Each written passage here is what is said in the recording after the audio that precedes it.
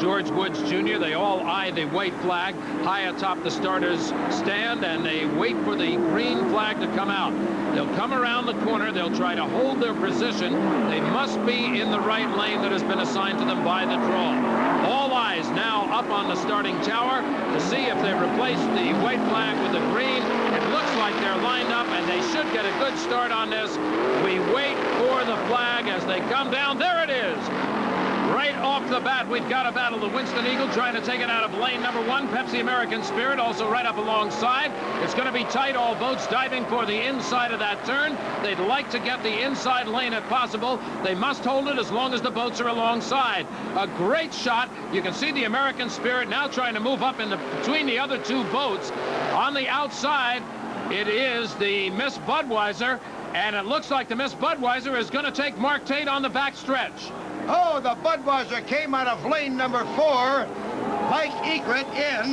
The Old Boy Alberto Pork Jerky was left standing at the dockside as those three boats hit the turn at the same time. And look at the Winston Eagle flying. So is the Budweiser.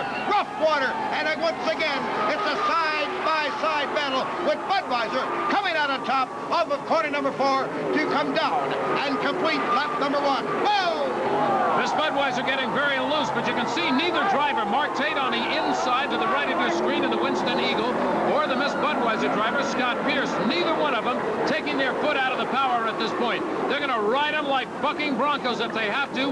Winston Eagle took the turn, took the inside groove. It's a little bit of an advantage to be on the inside if you can keep your speed up. Obviously, the Winston Eagle was capable of doing that. Scotty Pierce now riding in second in the Miss Budweiser. Mark Tate cannot let up one iota. No, he cannot, and it's been this way all year long between the Winston Eagle and Mark Tate and Scott Pierce in Miss Budweiser as they come down to complete another lap, averaging close to 140 miles an hour. Still loose on the inside. The Winston Eagle in the far background. You can see the American Spirit Mark Evans boat coming around the turn.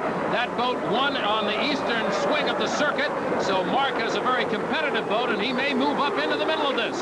But still, Mark Tate holding that inside groove. Again, Mark was able to take advantage of the inside, this time from lane 1. As you remember, earlier today, he started in lane 3 and still had the Miss Budweiser on the outside of him and was able to set up this same scenario. So Mark Tate really has control of that boat, doing a beautiful job in the Winston Eagle. Mark Tate has increased his lead right now. The Budweiser crew may have some balancing problems. That boat was being repaired all week since they had a problem at Tri-Cities, Washington, when these two lead boats collided for the second time in 1991. No problem of collision out here now unless one of them either speeds up a tremendous amount or the other one slows down. Scott Pierce looks now like he's going to settle. Bernie Little, obviously, the wheels are turning inside of that mind now as he tries to figure, do they need to rebalance the Miss Budweiser, or do they go with a stronger engine? Just what do they do to catch the Winston Eagle? This boat right now, if he holds on, the Winston Eagle will cut this boat's High Point Boat Championship team lead down to a mere 200 points going into the final here today. Again, the third place boat is the red, white, and blue boat with the stars and stripes on it, known as American Spirit, driven by Mark Evans. And as we told you earlier, that boat has won one of these races earlier this year, a championship heat. It is very capable of moving up, but again, you'd have to think that they probably are just going to save the equipment, but they may not have a choice, because there you can see George Woods Jr. in the Super Range Golf coming up on the outside, back to the second place boat, the Miss Budweiser, Scott Pierce, and he has settled back, and now you can see the leader is passing up one of the slower boats on the inside. This is pretty good racing out here, and again, the leader has not taken his foot off of the main pedal yet. And I'll tell you one thing, as this boat will wait the checker flag and win his second consecutive heat victory here today, the Miss Budweiser crew has probably told Scott Pierce, sit in second, qualify for the final, let's try to get him in the winner-take-all final as the checker flag does fall on the Winston Eagle with Mark Tate.